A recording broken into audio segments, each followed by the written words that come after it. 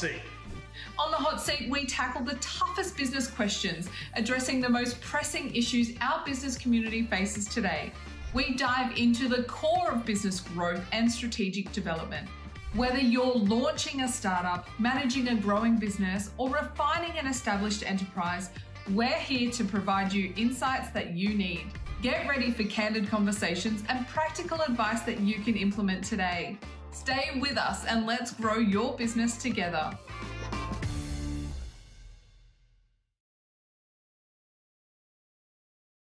Welcome to the Hot Seat. I think we're live. We're live? Yeah, no, we're live. We were live. We're live. Oh, we love Ecamm, don't we? Welcome to the Hot Seat. It is Tuesday. We're getting really excited back here. You know, it's only a week, a little bit over a week until you're here in Sydney. We have our next quarterly event coming up, and I've been speaking to our clients today and some of our guests that are coming, and they're absolutely pumped. So I can't wait for next week. We are very blessed that we have such incredible clients as part of the Growth School and the COD community. And yeah, the intensives are becoming a proper highlight. Everyone's kind of like, yep, great. When can we do these sooner? Even though we do a 30-day game plan session every month as well. But it's about bringing together the community and the way they all help each other. And even though, you know, the WhatsApp group has been blowing up, particularly with Alison's 3,000 questions a day on recruitment, it's been quite impressive. And it's amazing how relevant those questions are to other people in the program. But yeah, no, it's exciting. I feel like I haven't been home for so long. I've been traveling so much, and to think that next week I'll be traveling again. So this is Father's Day is effectively the first time I've been home for a while. I mean, not that my family hasn't been traveling with me, but it's kind of like I was saying to Lucy, it'd be nice just to have a weekend in our own house. And she's like, yep, whose fault is that? I'm like, all right, my fault. Okay. But yeah, no, really excited. I got the whole team's finishing off all the incredible workbooks that the team have put together. I think Bonnie's even rehearsing a presentation. I'm not sure I believe that. And the great thing is Bonnie will never actually listen to one of these, so we can say whatever we want about Bonnie, and I think we'll be fine. Daniel, who's editing, might tell Bonnie, but we'll just play it like that. But no, it's really exciting. So what are we here to talk about today, Simone? We're here to talk about leadership, and I think this is really interesting because we develop our leadership in so many different ways that we're not even aware of it. And just speaking of our clients and what we're doing at our intensives and how we show up for each other as a peer group, I think this all plays into leadership. So I wanted to chat to you about that today. And my first question for you, Christian, is how do you actually know what your leadership style is? Like, we hear a lot of people talk about this. Probably one of those things you get asked on a job interview or something like that. Like, what's your leadership style? But how do you define that? Or do you even need to? I mean, look, it's a good question. But in identifying one's leadership style, Simone, you've heard me say this 1,000 times, self-awareness is the key. It begins with reflecting on the interactions, the decisions, and the feedback from your team. A practical approach that I've often recommended in conducting regular self-assessments through tools like, say, Myers-Briggs or the DISC profiling. We currently are getting all of our clients to profile their key people in their organization, and then we use that as an overlay to recruit people that fit the same profile. We do that at management, and now we do it at entry level as well. These tools provide insights into your communication preferences and decision-making processes and how you handle stress, which are critical elements of any leadership style, right? But moreover, seeking 360-degree feedback is invaluable. So by gathering perspectives from your peers, supervisors, direct reports, we can gain a comprehensive understanding of your impact as a leader, and that's how we would do it. And this feedback highlights areas of strengths as well as opportunities for growth, which guides your leadership development. Now, I think that it's all well and good that we're having this conversation, but I think anyone listening is kind of like, well, hang on, that's great. That's how I can identify my leadership style by being self-reflective. I can go and do Myers-Briggs or DISC profiling, and that's going to help. That's where you start. But for those of you who are a little bit lazy and don't want to go and do those, why don't I just, if it's okay with you, Simone, seeing I do a lot of work in leadership, why don't we just explain to people that the styles of leadership that are out there. Now, there are generally 7 styles out there, and this varies. Mm-hmm. Now, I've studied this at university, and leadership was actually one of my high distinctions, and I really loved it because I never really went and dived into leadership. I knew what it was and knew about all these tools that HR companies use, but I never actually knew what the styles were. And I think this will be helpful for our listeners. So you always start with autocratic, right? Now, this is a style that is characterized by an individual's control over all decisions with little input from team members. No, Simone's laughing, but I am not one of those people. I can be. I think a great leader actually, and this is really important, as we go through these, a great leader actually has the ability to move through styles. Okay, so there are times where you have to be autocratic. Okay, but this will stifle creativity and make employees feel undervalued if you live in that space all the time. Okay, then you got democratic, and this is also known as participative leadership, I think, academically. And this style really involves bringing everyone together for decision making. We see a lot of leaders adopting this, and I say adopting because it may not actually be their natural leadership style. Remember that there are both. I'm genuinely not a democratic leader, like as in it's an adoptive trait. Someone's laughing. She's like, yes, that laughter is correct. But that's because in my line of work as an advisor, I'm generally, they're paying me for the advice. So why would I bring an entire group of people together to do it? But in our masterminds, I do that because that's my adaptive style. Why? Because we want diverse thinking. So again, it's being able to move through these things. But keep in mind that this will slow your organization down, and it can lead to actually compromised outcomes if you don't manage it well. Okay, sometimes too many opinions spoil the broth. Okay, so I've kind of taken 2 analogies into one.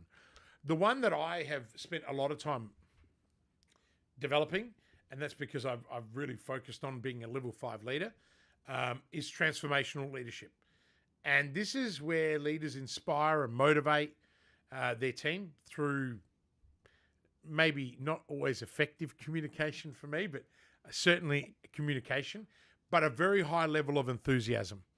And this is where the leaders in this area are actually capable of driving significant change within organizations and creating visions for the future, as well as inspiring the employees to achieve more than they may have originally wanted. Now, in my line of work, in growth school in particular, as well as COD, this is one of the biggest things that we get all the time, isn't it, Simone? People like, you jump on a call with Christian and your energy goes from 5 to 20 by the end of it, and you go and do crazy good shit. And that's kind of one of my jobs. And so I don't think my transformational leadership is adoptive. It's something I've learned. As soon as I knew this thing existed, I just spent all my time, Jim Collins's work is world renowned in this space about becoming a level 5. And and that's having working on the triangle, on the pieces in the triangle. We're not going to go into this. We teach our clients this stuff, and it does genuinely changes their lives. And then then you've got like transactional leadership. I don't think I need to explain that. This can actually create workplaces that are becoming flexible and often become complex as well as dynamic at the same time. But that's where basically it's all like you give me something and I give you something. Reward and penalties, and I can move into this zone when I need to, but again, you don't necessarily want to be here. Then you got the laissez-faire leadership, which is basically do whatever you want. But if you've got unmotivated or non self-motivated employees or team members or clients, this can be a complete disaster. And I see coaches that have this approach, and it's just like, mate, why are you in coaching? You've got to be pushing you've got to be pushing people. And, a lot of people are getting into coaching because it's, $44 billion industry, tipped to be a $90 billion industry, and they want flexibility, but you're doing a disservice to your clients if you're going to be in this space. Then you've got servant leadership, which is one of my favorites as well, and I like to move through this. This is where you genuinely serve your team while fostering that sense of community and that shared decision making. Simone is a servant leader, 100%. This is you, like to a T, and she's all about the shared decision making. But servant leaders, what they do is they put the needs of others first, and that can lead to higher engagement and morale, but it may struggle with disciplines and authority, especially when making tough decisions or they need to be made. So people need to be, and everyone has their own unique style, and you need to be able to work within that. And then you've got, the final one is situational leadership, and that's exactly what it is. People adopting the style that tailors to their need, and you're moving through. So look, there's a place for each style in different environments, and I think I had to provide that context when you're trying to unpack it. So people now are probably thinking, hey, you're right, I now understand what you meant at the beginning, and now I know that if I went and did a Myers-Briggs or a DISC profile, I could have leaders. One of our clients overseas in Ireland, we've just had their key 4 people done, and they all turned up to be commanders, right? And I knew this was it. And I said, okay, so why are we not recruiting managers that are all commanders? So then we went in and recruited, then we did this on the other managers, and the other managers are not. And then you look at the performance, and you go, like, the commanders are outperforming everybody else. So it's really interesting when you start to look at the data.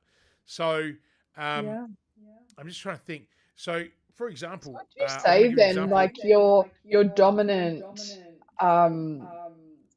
leadership style is somewhat where your strengths are in terms of a profession as well. So would a lot of absolutely. entrepreneurials be transformational sort of leadership and those kinds of things?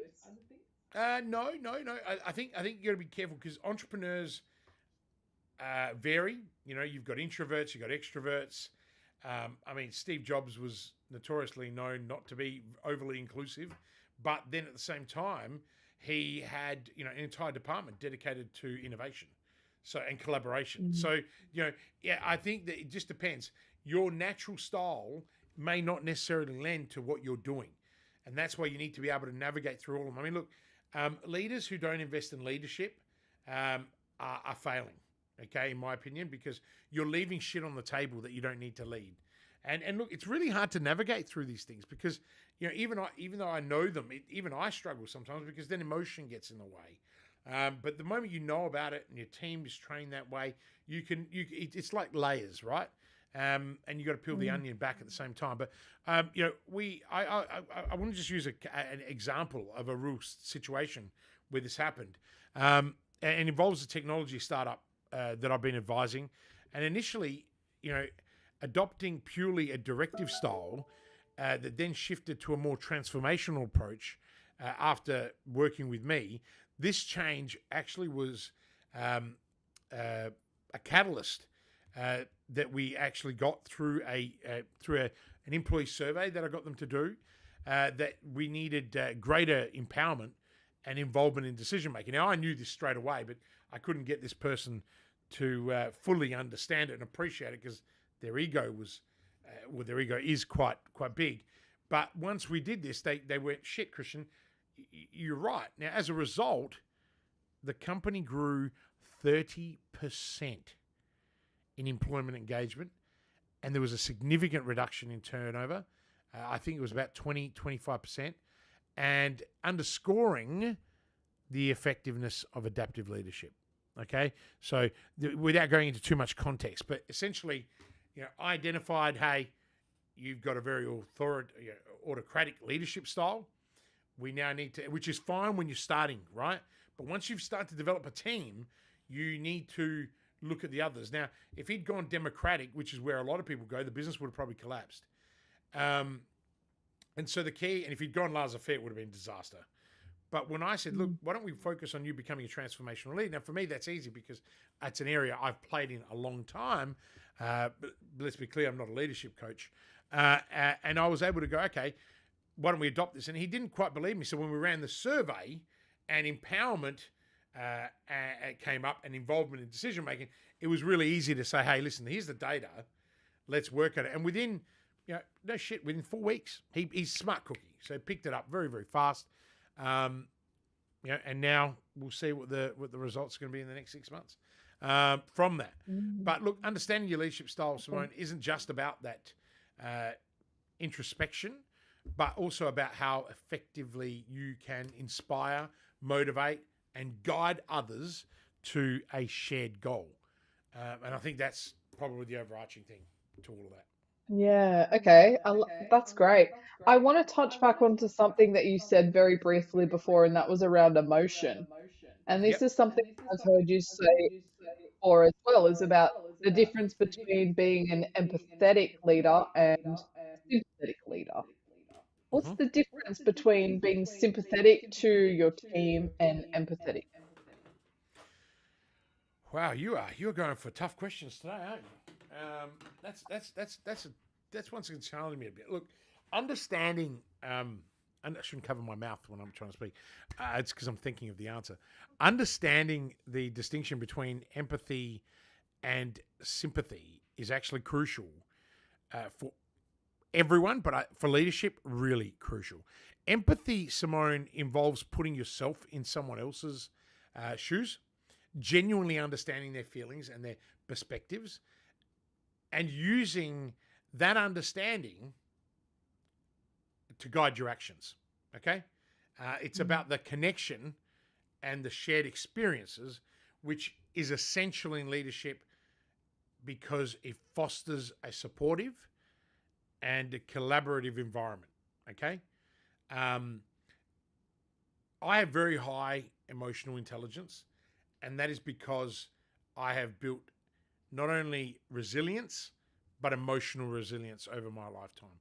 You cannot develop empathy without agitation, without adversity, without having gone through things. And I think that, when I did the documentary with Simi Riot, that was a significant strength of mine, along with altruism, because I'm genuinely empathetic for people. I have my clients message me and update me on their entire life, because they know that I truly understand, but they also know that I care. That's empathy. And that's why you guys decided a couple of years back that care was actually going to be one of my core competencies as opposed to one of my values, or at least our organization's values. But when you're surrounded by empathy or people that are empathetic, you get far better outcomes. And I remember, in 2016, 17, being at uni and doing my MBA and learning about leadership. And this was a massive thing. And at the time, I was like, oh, yeah, sure. And I'd been through all of the shit too, but I didn't quite understand how. And it's interesting, I have a lot of empathy for our clients and perhaps necessarily not as much empathy for my team, right? And so this is something that I've been working on to go, okay, hang on, I need to have both. And that's because, I don't know, I have different expectations of people. And so I've got to manage that. I love how this always becomes about me explaining where I'm wrong and what I'm doing. I don't know why I'm so open and honest with you guys. In our community I am, but I shouldn't probably do this on live stream because people don't understand the entire context. But on the other hand, look, sympathy is more about feeling pity for someone else's hardships without necessarily understanding their emotional experiences. And it can sometimes create that sense of distance, even superiority, which isn't conducive to building any kind of strong relationship, let alone building a team. So, so in terms of, and a good example, and I've got one, I'm just trying to, without giving away who and what, it's a mid-sized marketing firm. The managing director actually exemplifies in emphatic leadership. And during a restructure phase, um, that required layoffs. Okay, and this was a really cool experience for me to work in because we both understood it. We were both empathetic, but we had to actually make sure that we looked after the business and not just the people. But instead of merely expressing sympathy, what she did that really impressed me was she engaged in open dialogue with all the affected employees, provided personalized support, and facilitated career transition services for everyone. Now, this approach not only eased the emotional burden on employees, but it also maintained morale and trust with all the remaining team members that stayed beyond the restructure. Now, illustrating empathy can lead to more positive outcomes than sympathy alone. And I think that's the real key message here. And so empathetic leadership is about, Simone, active engagement and actionable support, okay? Because that builds resilience and also builds a committed team. But in contrast, sympathetic leadership, while well-meaning, right, often stops at that emotional acknowledgement without fostering that deeper interpersonal connection or even practical solutions. So, you know, I'm kind of hoping that I've been able to pack that in and hopefully give people some relevancy on how that applies. It's a huge topic and one quite hard to unpack in just a few minutes around that. But And I I think also where tried to I've keep that one experienced or short. seen, yeah. I also tried to keep that one short because I looked at the time and like, oh my God, they took me 15 minutes to answer the first question. It's a big topic, right? And there's a lot to understand and there's a lot to unpack within that. And I Yeah. think where I've seen this go wrong with people who are leading is it becomes a victim mentality. So the sympathizing then leads into a toxic or a negative culture because everyone just like comes down with the one person, which is really, really interesting. Here. Okay, so I'm going to switch around my last little question because this has just come into my mind. Where does vulnerability stand in all this? Let's go a little bit Brene Brown in here and just, do you need to be vulnerable as a leader to showcase that to your team or to your clients? Or what do you feel about leadership and vulnerability? Look, everyone knows I'm a massive fan of Brene Brown's work. Vulnerability in leadership involves leaders openly acknowledging their weaknesses, uncertainties, and emotions. Okay, and this level of transparency can be counterintuitive in traditional views of leadership that actually prioritize strength and infallibility. Okay, however, being vulnerable as a leader, Simone, means being honest about one's limitations and open to others' ideas and feedback, right? So it's super powerful. And I'm very vulnerable. You know, God knows we're talking to 1 or 2,000 people here, and I've got no problem expressing my weaknesses. And why? Because it's a learning experience. And my clients, our clients, they value that because they know they're always going to get, it's going to be straight shooting, not from the hip, but genuinely straight shooting. And I'm going to be able to bring the context into the equation. But they also know that I'm not a superhero. You know, even though a lot of them do. I mean, you know, Amanda's famous quote, "I chose you over Tony Robbins." Thank you. Bless you, Amanda. You know, and Amanda, if people don't know who Amanda is probably one of the best event managers in Australia, having been involved in the FIFA World Cup for the women's and some other significant major events recently.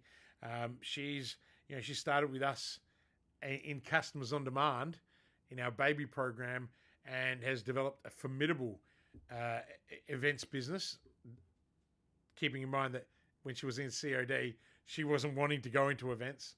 And after a year and a bit in that program at her own pace, now she's a growth school and she's crushing it. and it's amazing. And again, I was able to get to the root cause of her situation because she was vulnerable with me. Sorry, Amanda, I know you're going to be listening to this at some point, but I'm going to keep using it as a good example. Because of my vulnerability as a leader, our clients are more vulnerable. In our team, I'm not sure that vulnerability applies to everybody. You certainly value it, but other members of our team don't, and that's because they have an issue with themselves being vulnerable. So it's breaking down the barrier. And so you're going to get that from people to people. But I think vulnerability in leadership, Simone, builds trust, 100%. Right? It enhances engagement on every level. It fosters innovation. I really strongly believe that. Because people are not scared to bring ideas to the table, right? Because they're not going to be succumb to criticism from failure because they have a fail-forward approach like we do. It improves communication. It develops resilience. It develops emotional resilience, and we don't talk about that enough. But there are challenges. Okay, there are bloody challenges. There is a perception of weakness. I've had people who've said they've watched some of my stuff and they're like, decided not to go with you because I thought that you had some significant weaknesses around your emotional openness. And I look at them and I go, you were just petrified of the idea of you having to open up. Generally males, and I think this is also why we work with so many women, or why I work with so many women, is because of my vulnerability, my ability to understand the mental load experienced by women, but also men. We have male clients who are single fathers, and they carry the same mental load effectively as a lot of mums, albeit not single mums, like mums even in a relationship, right? So, but being vulnerable, the challenges too are, there's a fine line between vulnerability and oversharing. Okay, I recently was away, and there was a lot of people oversharing at an event, and I was like, I'm fine with it, and I think that's why they were oversharing because I was there. But This is other people interesting. were kind of What's your definition of oversharing? What does this mean? when you go beyond business, beyond some people need to get things off their chest and they feel safe, and I love it. That's why to me the oversharing. I can't go into it because I'd have to Yeah. use examples of oversharing. But the reality of it is, I value those people, right? And if they ever listen to this, they'll know. And we had other conversations on the back of that. But to some people, when you look around, you're like, okay, you're feeling obviously uncomfortable because you can't deal with this because you've never dealt with that. Whereas the 2 or 3 people that were sharing or oversharing had similar experiences. And so that's the challenge. It's not a negative. I think it's a positive. And that's when you're surrounded by the right tribe, right? And then I think the final thing that you got to be really cautious about is the risk of exploitation. Okay, there are some highly competitive, toxic people out there. Okay, and when you are being vulnerable, those people will take advantage of you, right? I'm not saying this for everyone, but the media are very good at exploiting even the most subtle things that you say or do without thinking of consequence, right? And so that can really hurt you or hurt people that are being vulnerable. My advice to all of you is don't ever give up, because you will have more loyal followers than you'll have people that want to bring you down.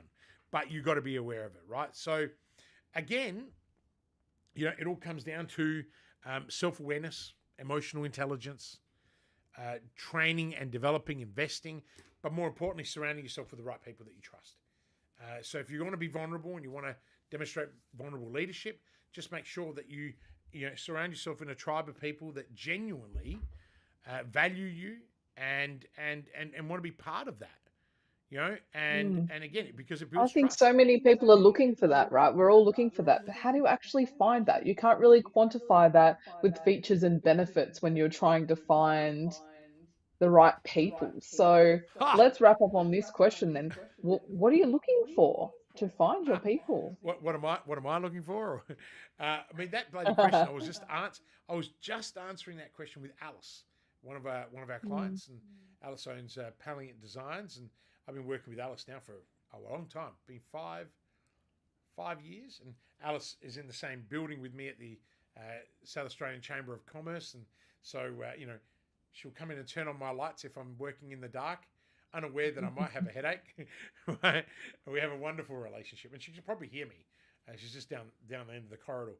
But we're having this conversation, and she's saying it must be really hard for you, being as capable as you are, and the amount of people that you've helped, because it's very hard to show people what you do unless they see it in action. And I said, actually, funny you say that. We've invited guests to our Sydney intensive with the express permission of our members to show them behind the scenes. And why? Because even our students and members, they think it's important that people see it. So I think that if you want to demonstrate vulnerability and empathy, start a podcast and talk like you really are and don't make up shit.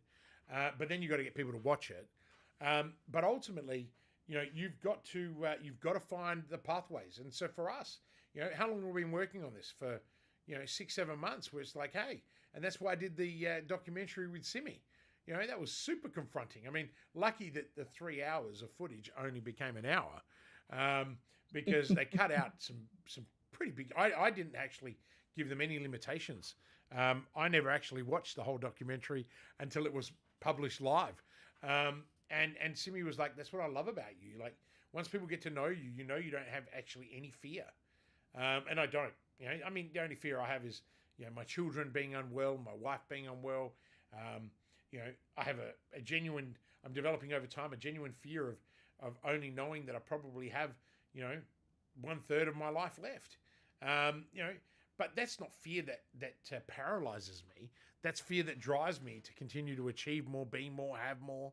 And why? Because I like to give. To give you an example, Leonardo and Lucy last night were working on the T-shirts that we're sending over to Fiji for the village that we visited, and they've got something like 200 children between the ages of newborns and teenagers. And Lucy was like, "Why don't we send them T-shirts?"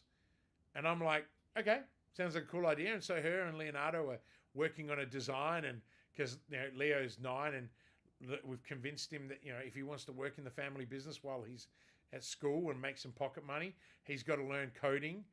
Clever father. Say coding. It's a skill that'll serve him later. Coding and graphic design, and he loves art like his mum. And so, we and then Lucy was there building that with him, and showing him, and then they were like, so where are we going to buy them from? I said, well, here, go research. These are the costs. This is the budget that we've got.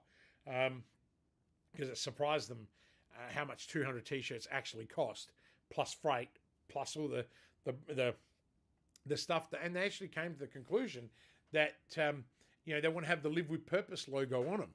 And I said, that's great. Now they've become a tax deduction. That's fantastic. And Lucy's like, that's the wrong thing to say to Leonardo.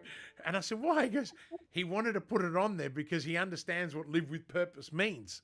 And I was like, oh, okay, great. But now that the logo's on there, Luch, it's now full-blown tax deduction. So, that actually works to our advantage. She's like, you're terrible. And I can't help myself. Like, somehow I would have probably put a logo on it in a corner because it is a tax deduction.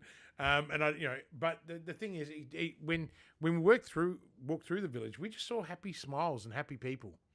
And that's what Leo thought. He said, I want people to feel a connection to what we've done, not just give them a plain, T-shirt that they can wear and wear out. And I thought that was really cool. But that vulnerability, I guess what I'm saying is the vulnerability that we share in our household allows our children to be expressive and do things. And that idea was Lucy's idea. It wasn't my idea. And then when she told Leo and Lavender was too young. She's kind of, oh, yeah, they've got T-shirts already. And didn't quite understand. She's like, why don't we just give them candy, like we did? And I'm like, because that'll rot their teeth, Lavender. Like, but they like candy. I'm like, yeah, but they do like candy, right? But, and I guess in the candy thing, I actually use that as a really good example for my children because I said, did you see when the children came to you and you gave them one candy, even though they saw you with a whole packet, they didn't ask for another one? That's gratitude. They genuinely were grateful. And what did they do? Some of the children went and called all the other children to come out. It was Saturday, so the kids were not at school. And I thought it was such a beautiful intersection of, humility and empathy, right? And care. And Lavender was like, yeah. And I said, when you guys asked me for a second cookie, that's not being grateful, right? And they were like, are you making this about us? Totally making it about you guys, right? But it's such a, and that's leadership in itself. Adults, as parents, we have to be leaders. I always say to Lucy, I'm the biggest failure as a parent. I say it all the time because it's not something I'm naturally good at, but I try hard. I do whatever I can. And for Lucy, it's never good enough. No, I'm kidding. My wife loves me tremendously. But the thing is, it's a hard gig. Being a parent is the hardest thing I've ever done because you've got to be empathetic. You've got to be a leader. You've got to balance out through all of those styles of leadership. And there's so much emotion, isn't there, Simone? You've got 3 boys. Actually, you got 4 boys and a dog, and the dog is at least a female. But you've got to manage a household of bucket loads of testosterone. And as they get older, when they're telling you like, I'm not listening to you, Mum. And then, even though Dad can walk in his police uniform, they go, not listening to you, mate. Then it's kind of like, how do you navigate that? And that's where investing in leadership is so important, whether you're in business or not. That's it. 100% agree. I think there's so much to take away from that. And even just knowing that leadership starts from so young, right? We're not just talking about adults or business owners here. It's a life skill, isn't it? Well, I feel that it is anyway. It's interesting you say that. I've always been reflecting on, we get into a lot of heated debates with friends, people that we meet who, when they find out that we send our kids to private schools, why do you do that? From they don't know anything else, and I agree. Does that create entitlement? I think it does, and we work very hard at teaching our children balance. We go on a holiday, we always go and see what the other side of the coin looks like, so that they can understand how privileged they really are, not in a negative way, but in a very positive way, so they can learn to give. Our children, by their own volition, have always given to the homeless. When they go with my mother-in-law to the markets on a Sunday morning, they always bring their pocket money with them and buy. They go and ask specifically one person each, and they did this by their own volition. And it's something that always made me cry when I first found out. Leo's been doing this since he was 5 or 6, and he'll spend $5-6 and he asks them, would you like something hot to drink or would you like something to eat? And it's like fascinates him how they're so happy that they're more happy about having a conversation with him because so many people just walk past these people and ignore them, right? I think who was it? Richard Gere or one of the actors did this as a study just last week, and he dressed up. And oh God, I'm sorry, I don't remember who the actor was, but it was one of those people in that genre, that era, and dressed up as a homeless man, and he was disgusted that only one person in 6 hours actually went up and spoke to him. Everyone else abused him and and it's like, holy shit, what do we become? Leadership is about humility. Leadership is about so many things, and teaching our children should be our number one thing to do. And where I'm going with this, when we talk about private schools, I am fascinated at how many people who I went to school with, whose children now go to the same schools, and they were leaders at school and their children are becoming leaders because they teach leadership at home, right? And so this is where I also explain to our children how privileged they are to go to the schools they go to, where they get to learn these values along with other people who display the same values. And it's no wonder that those schools then are outperforming on a per capita basis the other schools, right? So that's my argument, and people will always, a lot of people still continue to disagree with me, and that's fine. I couldn't give a shit. It's your opinion, right? As it is my own. But I think that my opinion, I've invested a lot more time in thinking about, and I know, again, this statement will piss people off because it says that I'm more superior. I'm not more superior. I've spent a lot of time looking at this, and I'm always challenging myself to go, why is this happening? Right? Like, I'll create, you know me well enough. I create hypotheses all the time. Like, if we do this, then what? Why? Because in my line of work, I have to question everything. And so, even my wife used to question me about why we send the kids to private school. And now she's saying, shit, I can't understand what you mean. I said, and it progressively gets more intense as you go up higher. As they go from junior school to middle school, you will see those qualities come out. And how do I know this? Because I went to a school like that and had been expelled from multiple other schools that were private but not at the same level, right? And I went to a public school for a period of time too. I'd hate to imagine what I would have become had I not gone to that school, not because of the school, but the people I was surrounded by. They made me a better person. And the irony of it is, like, my best friend in the world is a friend that I ended up going to school with, even though I didn't go to school with for the first 7 or 8 years of our friendship. And we're still friends today. And a lot of our circle are still the same people, right? And, are we all extraordinary? No. We're just ordinary, in our case, men. But even the women, the girls that went to other schools that we had grown up with because of the school's associations, they're just ordinary people doing extraordinary things. But we all have these value alignment, which is really important. And again, I want to just wrap that up. On leadership, value alignment is so important, right? Building your team, getting your team morale up, driving those are all fundamental things that are really important to the success of your organization. And I think that's truly important. That's amazing. There's so much value in this episode and so many things to take out for yourself personally, for your family or for your friends, and for where you're at with your teams. And I'm sure you're going to see and hear some of these things now. When you're aware, you can't switch that off, right? It just is what it is. So Christian Levolsky, thank you very much. Don't switch it off, Simone. Like, don't switch it off. Like, at the end of the day, what I really like about this hot seat idea that you came up with? And I think it's gotten better and better as we've progressed because I'm getting more loose and more loose. Today wasn't so loose as last week. But I think what's really important is that we are sharing our opinions, our ideas. There is no glass ceiling here, right? Like or a glass mirror. This is just us being raw and saying to people, I want to give people value, whether you're paying me or not, right? Like, I'm both selfish as I am generous. And the reality of it is, we all know that people are making buying decisions on a longer thing, but not everyone can afford to have the support, but at some point they will.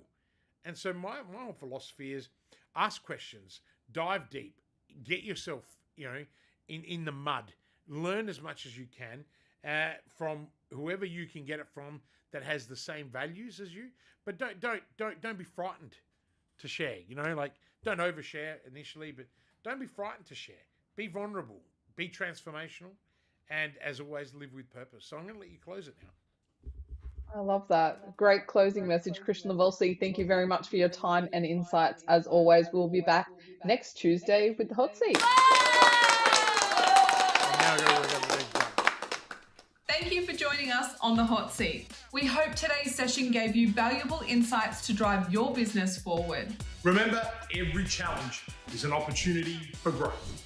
Every question brings us closer to the answers that can transform our businesses. Stay connected with us, follow our journey, share your thoughts, and be a part of our community. And don't forget to subscribe, like, and hit the notification bell so that you never miss future episodes. Together, let's elevate your business to new heights. Thanks for watching, and we'll see you next time on the hot seat.